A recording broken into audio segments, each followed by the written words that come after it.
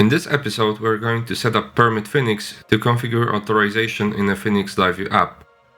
We'll define access control rules to resources and plug Permit into our LiveView modules. We'll make sure action permissions are controlled and resources are properly filtered according to the user's permissions. The app's purpose is to take and manage nodes and share them by optionally marking them public. The app was generated using Phoenix's built-in generators, and its domain includes a single schema, which contains the title of a node, its content, and a public flag. User management was created using Phoenix Gen Auth, and node-taking code was generated using the Phoenix Gen Live mix task, using the scopes feature introduced in Phoenix 1.8.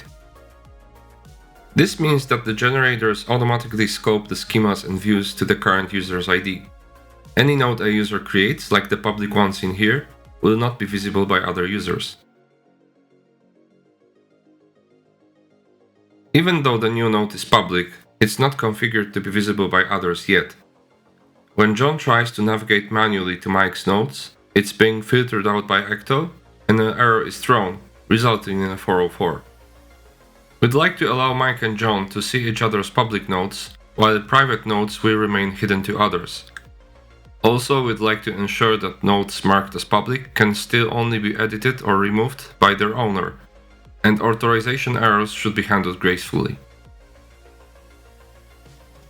To install Permit.Phoenix in your project, add the Permit.Phoenix package into your mix file, as well as permit Ecto to automatically convert your defined permissions to Ecto queries for filtering.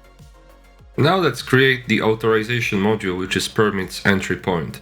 Since we'll be using Ecto to generate queries, we use the Permit Ecto module and point it to our project's repo. We also reference a permissions module for defining permission rules, and we'll create it in a moment. Before we get to defining permissions, we need to configure action names that we'll be able to use through an actions module. For convenience, we'll set it up to take action names from our routes and their live action and controller action names. Additionally, standard create, read, update, and delete action names are supported, mapped to respective typical live action names, such as index, edit, etc., and the all action name, which is a permission to all actions. Now let's create the permissions module to define the rules. Using the permit Ecto permissions mixin configured with our actions, we write authorization rules for a subject, which is typically the current user. The user's attributes can be taken from the argument of the can function and then used in defined rules relating to a resource. In this example, we define that the user can take all actions on a node with user ID equal to the current user's ID, and only the read action on any node that's marked as public. To use Permit.Phoenix across our codebase, let's add it to the controller and LiveView macros by mixing in the Permit.Phoenix controller and Permit.Phoenix LiveView modules in the node's web module and point them to the created authorization module. For LiveView, add the use stream option to use streams instead of assigns in an index action. In this video, we'll only cover the LiveView integration, but we'll come back to controller usage in further episodes.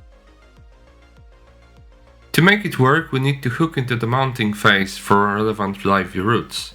We'll create a separate live session responsible for plugging in the authorization hook after the scope is mounted, which injects access control on navigation with handle params and event handling with handle event. Let's configure our live views within the live session.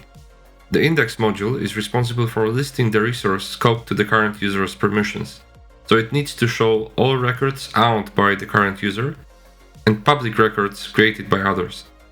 As this module is related to the node resource, let's use the resource module callback to point to it. Next, what happens in the mount callback is that thanks to the hook we added to the router, Permit generates the query for nodes based on current user and his permissions, executes it, and streams the results by the loaded resource's name. So we'll also replace the name in the template. This means we no longer need to stream it to the node stream ourselves. We've also removed the subscription code, as this will be covered separately.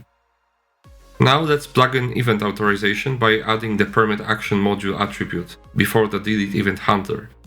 In this case, before executing this callback, the node will be loaded and pre-authorized by Permit.Ecto, and assigned to loaded resource if authorized. Otherwise, the handler will not be executed and an error will be displayed. In the edit LiveView, just likewise, we'll first configure the resource module.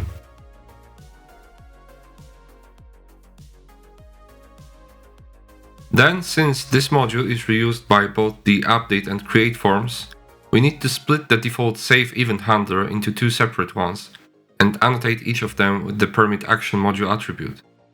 The submit action assigns value will be create if we're in the new live action, or update when we're in the edit live action.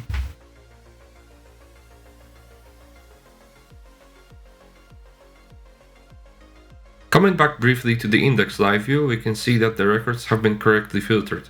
However, let's notice that John's public nodes still have the edit and delete actions displayed. These don't work anymore for Mike, which is what we wanted to happen, but UX-wise they should ideally be hidden, which is what we will do now.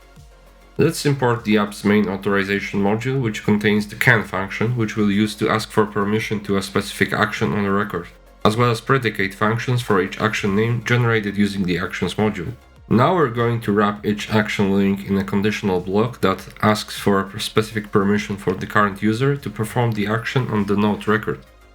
This way, links to edit and delete will not be shown to Mike for John's public nodes.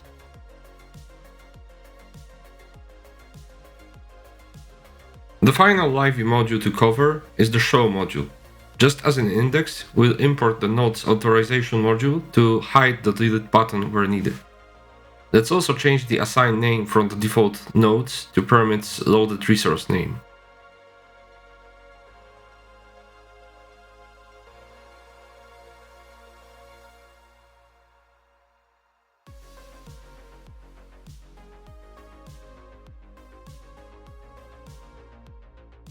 Now with changes made in all LiveView modules, we've got the records correctly filtered for both users, and actions are only shown for users authorized to perform them on a given record. Navigating manually to a record that a user is not authorized to display now results in a flash error instead of a 404, which improves the user experience. And that's about it in today's episode. Thank you for watching. In subsequent episodes, we'll cover complex permission conditions, handling authorization errors, controller authorization, and other topics related to Permit. Subscribe to our channel and visit our website for more resources, and consider contributing to Permit repositories if you like the library.